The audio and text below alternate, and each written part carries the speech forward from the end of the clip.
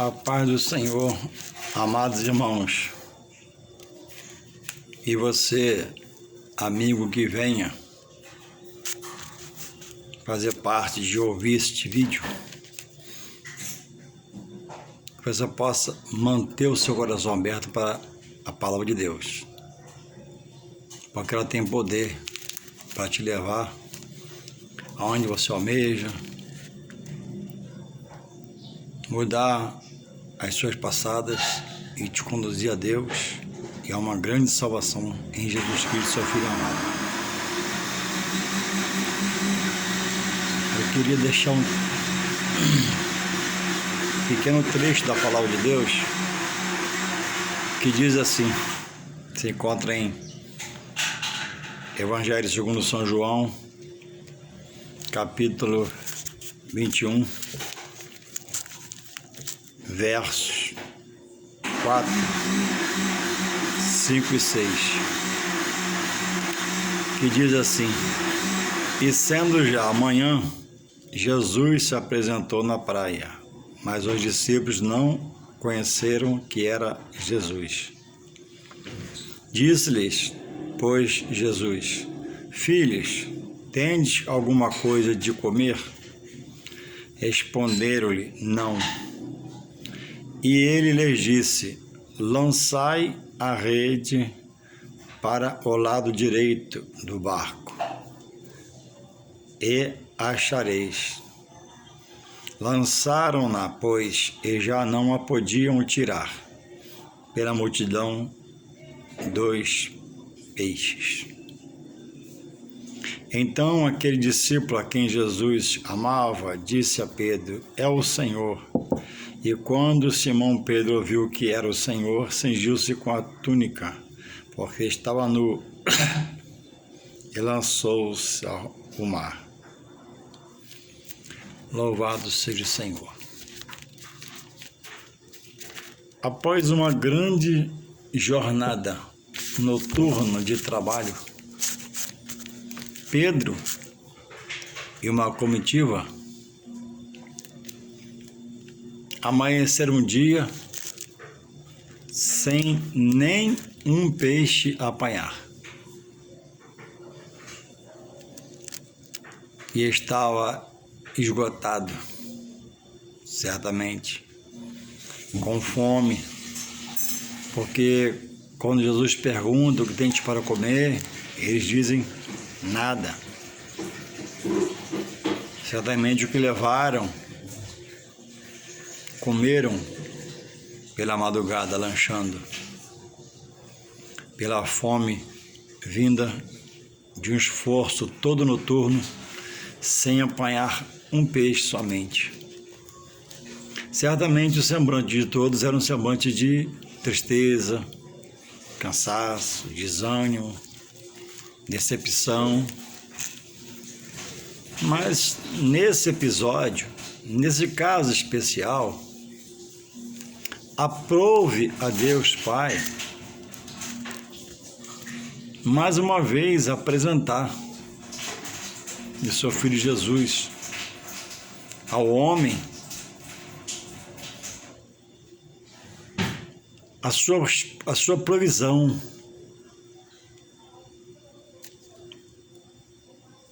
a sua direção para a vida de quem nele crer e confiar. Diz o texto, amados irmãos, que eles não pegaram nada, nenhum peixinho sequer. E Pedro era por ofício pescador.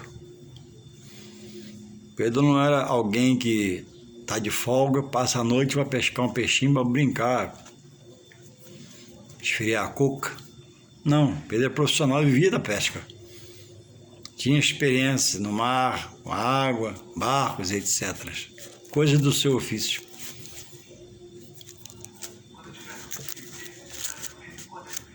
E quando Jesus fala com ele, Jesus não se deixa revelar-se, porque de certa forma, quando aquele homem falou, eles não conheceram, nem pela voz, nem pela fisionomia. Então Jesus não deixou se revelar a eles. Não é que eles não o conheceram. Foi omitida inicialmente a sua identidade, de propósito. E agora eles estão ouvindo um desconhecido.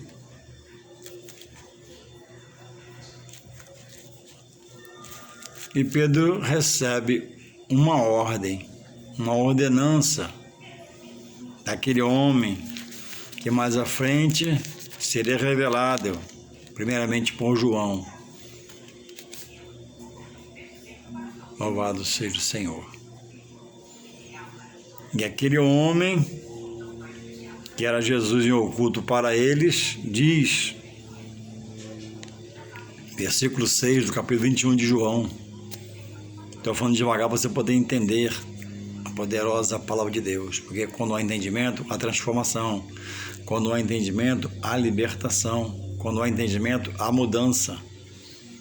Louvado seja o Senhor. No verso 6 ele fala assim: e ele lhes disse, lançai a rede para o lado direito do barco. Louvado seja o Senhor.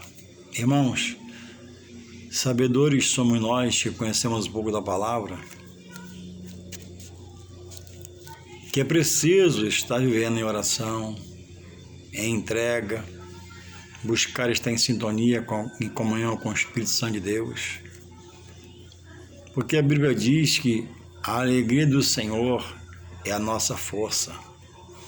Então, quando Deus olha dos céus, está contemplando alguém, e esse alguém está se esforçando, se entregando, se colocando nas suas mãos, focando a pessoa de Jesus, procurando fazer o que lhe é ordenado por mandamento, essa pessoa está forte, ainda que ela não saiba, porque ela está em comunhão com Deus, e Deus está alegre com ela. A qualquer momento Ele vai se manifestar a seu favor. E é o contrário, né? Quando o Senhor está triste comigo, conosco, nós estamos muito fracos e prestes a naufragar. Então é preciso haver necessidade de manter o racional em buscar estar diariamente em comunhão com Deus, por Jesus Cristo, para que possamos estarmos animados, renovados, avivados e crendo que a qualquer momento como esse, na vida de Pedro e sua comitiva, ele vai se manifestar. Porque quem clama a Deus não fica sem resposta. Quem clama a Deus não fica no vácuo. Quem clama a Deus, o seu barco não naufraga. E se naufragar, Deus vai fazer voltar à naturalidade. Vai levantar ao alçar das águas, pelo seu poder. Então, Jesus chega e diz, lançai a rede para o lado quê? Direito. Significa, simboliza que a direção do homem não está em si, na sua sabedoria, no seu sentimento, na sua cultura, na sua visão humana, não. A sabedoria do homem está em Deus. Muitos, como a Bíblia diz, estão sendo apanhados pela lei e errando espiritualmente porque estão presos na sua própria sabedoria, e quando não é colocada na mão de Deus e buscada de Deus, a Bíblia diz que é loucura. Aquele que busca criar o seu próprio alicerce, na sua própria visão, na sua própria forma de ver as coisas e fazer humanamente, porque a coisa é espiritual. Em detrimento a esse, irmãos, muitos têm buscado até se esforçar e com boa intenção fazer campanha, propósitos, sacrifícios. E alguns irmãos estão tão inseridos nesse tipo de congregar a Deus por campanha, sacrifícios, propósitos, que estão presos aos seus propósitos, presos a seus sacrifícios e presos às suas campanhas, e esqueceram da pessoa de Jesus. Jesus é a campanha, Jesus é o sacrifício, Jesus é o propósito. Não, Jesus não é a campanha. Uma campanha é uma coisa singela em relação à pessoa de Jesus, que é o Filho de Deus Todo-Poderoso. Ele é aquele que manda você lançar a rede para o lado direito do barco e a rede vem cheia. A campanha não é pecado, muito menos o propósito do sacrifício, mas você não pode mirar nessas coisas, você não pode tirar o seu foco de quem a Bíblia diz em Hebreus 12, verso 2, olhando para Jesus, autor da fé, porque para Ele, por Ele, é que nós vivemos. Fomos resultado dos mortos, do pecado, da perdição eterna para a vida eterna com Deus, para glorificarmos a Jesus. E agora darmos a Ele toda a nossa honra, glória e louvor. Então não posso estar glorificando de qualquer forma, buscando estar em sabedoria. Em algumas campanhas, ele é apresentado um poder imediato, do imediatismo. Que Deus vai fazer, Deus vai fazer, Deus vai fazer. Meus irmãos, a Bíblia diz que os meus pensamentos e os meus caminhos não são os pensamentos do Senhor, nem os caminhos do Senhor. Agora, os pensamentos do Senhor, a mim revelada pela sua palavra e seus caminhos, passaram a ser a minha nova forma de viver, andar e andar agradando a Deus.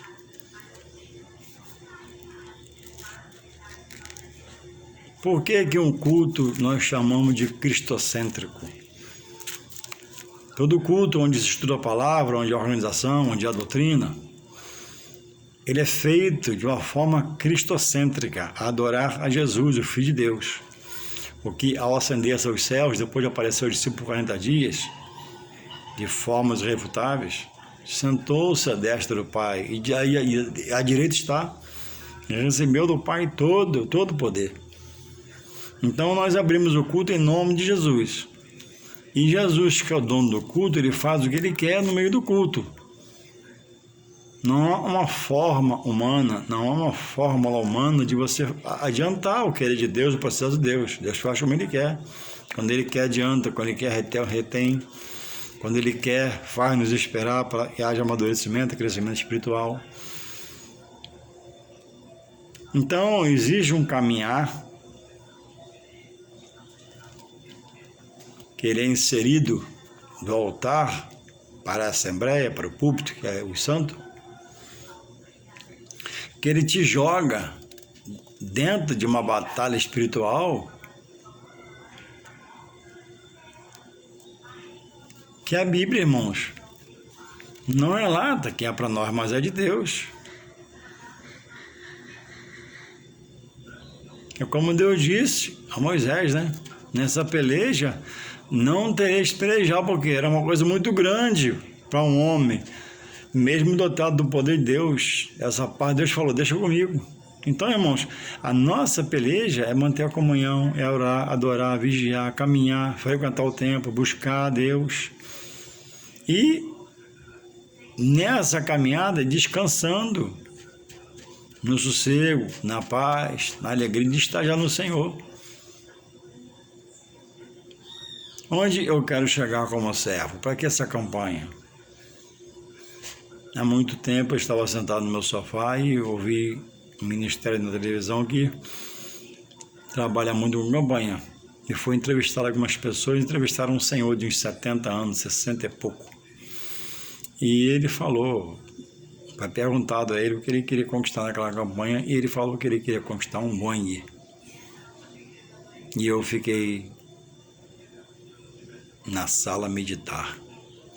Um Boeing. Irmãos, quanto custa um Boeing? Irmãos, qual a despesa de um Boeing?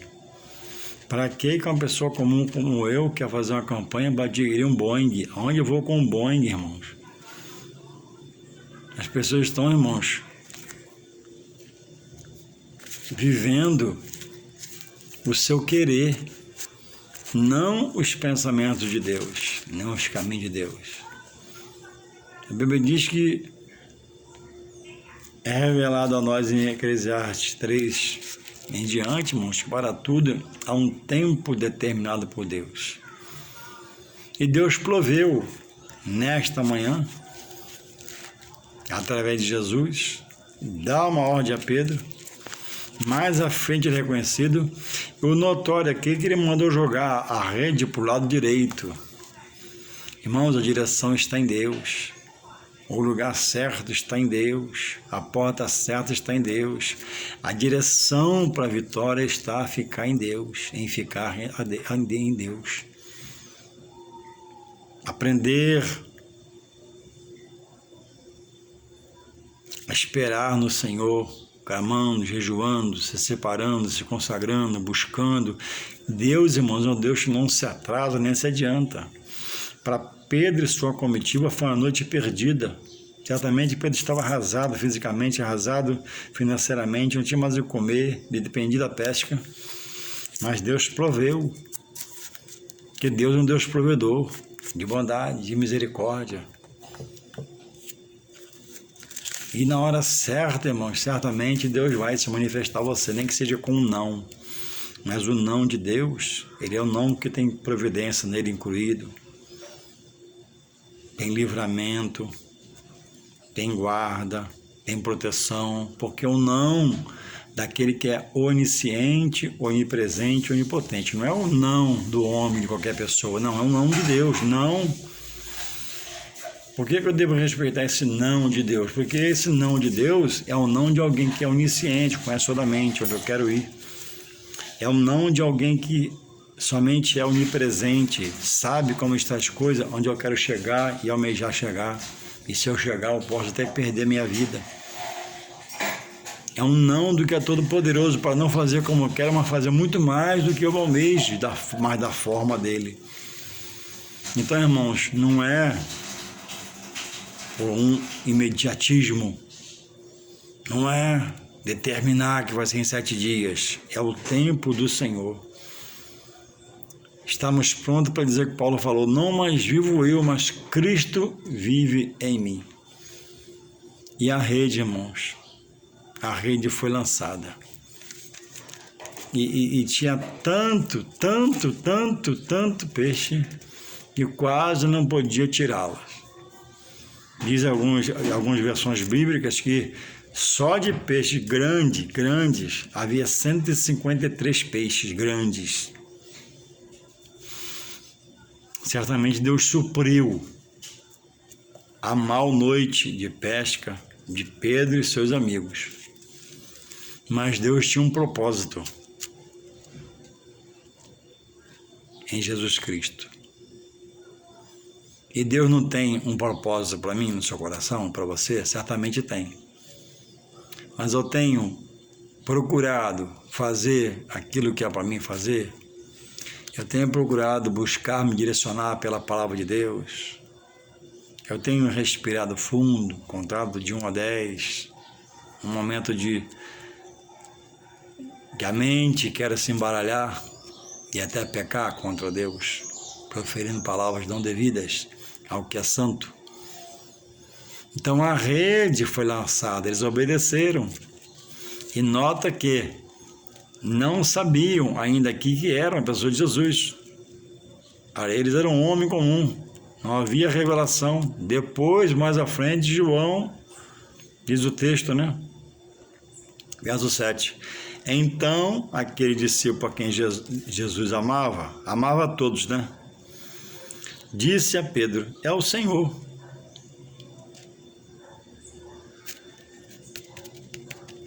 Aí você pode dizer, mas se revelou a ele porque amava mais, não?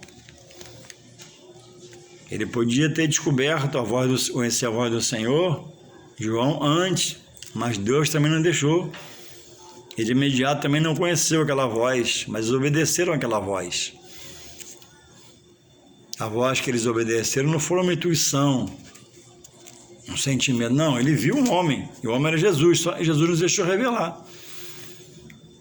E mais à frente, sim, se deixou. Então, irmãos, não fiquemos esperando por onde virá o milagre, pela mão de quem, em que dia, em que lugar eu estarei. O importante é manter a comunhão, o posicionamento, a direção do Espírito na vida, moderação, estar no fruto do Espírito. Muita gente, por obedecer, está passando um momento de sofrimento, de padecimento, mas no passado foi pior o sofrimento. Hoje nós temos com todo o sofrimento algum conforto, uma cama para dormir, água para beber na geladeira. No passado não havia nada, era só sequidão. Caminhadas, mais caminhadas para o deserto.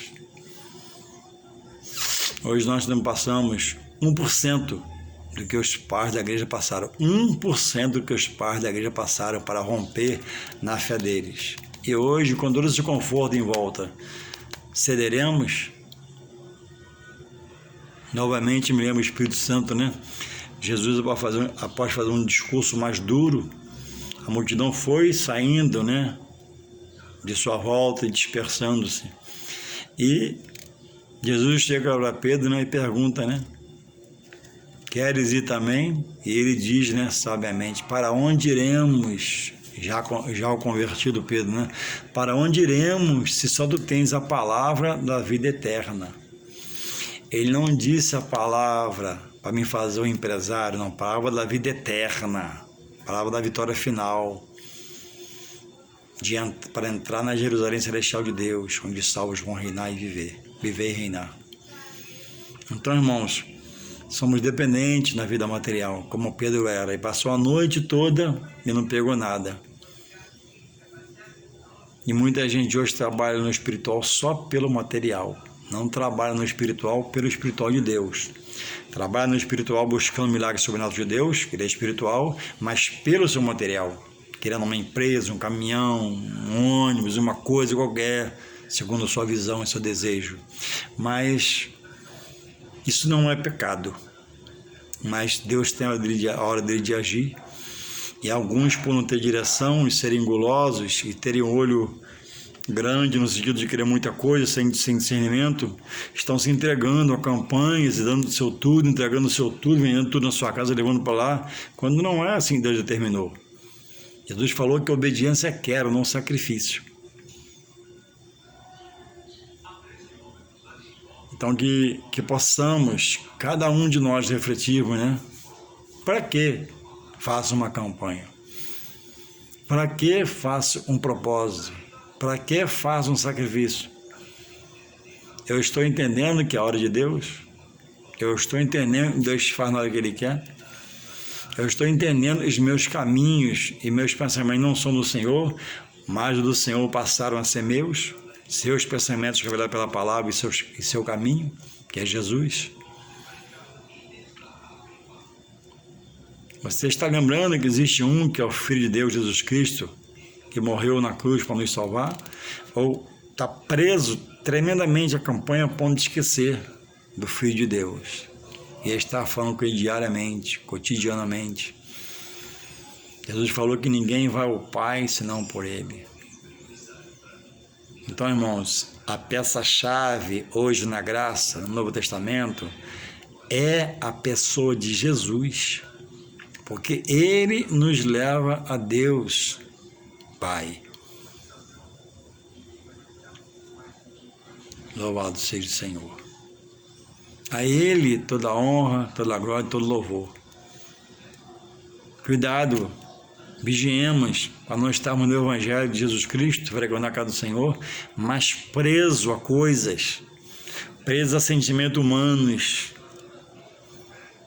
trabalhando espiritualmente para crescer só financeiramente, esquecendo de buscar o batismo com o Espírito Santo, esquecendo de desejar falar em outras línguas e mistério com Deus, esquecendo da necessidade de frequentar a casa do Senhor por gratidão, por amor, entendendo que o resto, né, minha solicitude, Ele está vendo e pode querer acrescentar na hora dele, no dia dele.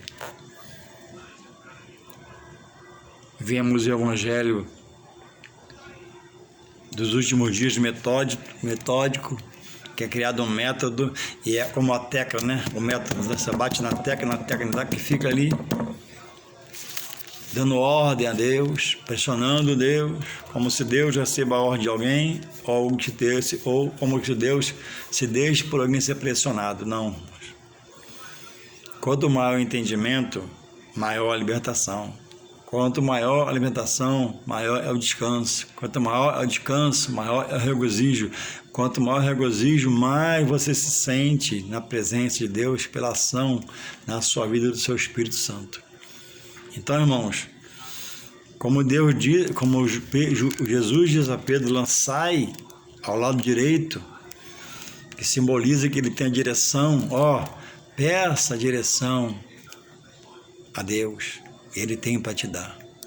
E na hora dele, certamente ele vai se manifestar a seu favor. E você vai poder mais à frente cantar o seu hino da vitória. Vai poder pedir ao seu pastor para dar um testemunho, né? Que você esperou, que você sofreu, você padeceu, você gemeu, você lutou e Deus te deu vitória. Porque só Deus tem esse atributo, que é justiça e fidelidade.